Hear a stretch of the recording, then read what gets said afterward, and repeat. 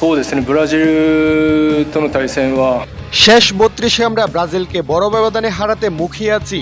ম্যাচের আগেই ব্রাজিলকে উড়িয়ে দেওয়ার হুমকি দিয়ে যা বলল জাপানিজ কোচ হাজিমে মোরিয়াসু। বিশ্বকাপের নকআউট পর্বে এবার 5 বারের বিশ্ব চ্যাম্পিয়ন ব্রাজিলের সামনে জাপান। শেষ 16 ওঠার কঠিন এ লড়াইয়ের আগে বেশ আত্মবিশ্বাসী জাপান কোচ হাজিমে মোরিয়াসু। ব্রাজিলকে ভয় নয়, বরং জয়ের আশা দেখছেন তিনি।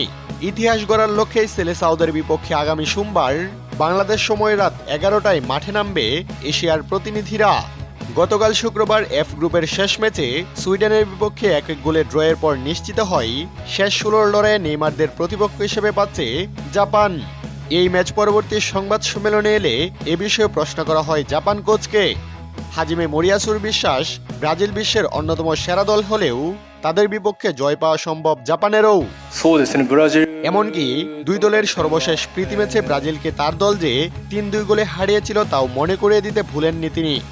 ওই ম্যাচের ফল জাপানকে আত্মবিশ্বাসী করবে বলে মনে করেন হাজিমে মোরিয়াসু। জাপানিজ ওই কোচের ভাষায়, আমরা বড় জয়ে তাদের হারাতে মুখিয়ে আছি, ব্রাজিলকে হারিয়ে শেষ 16তে পা রাখতে চাই।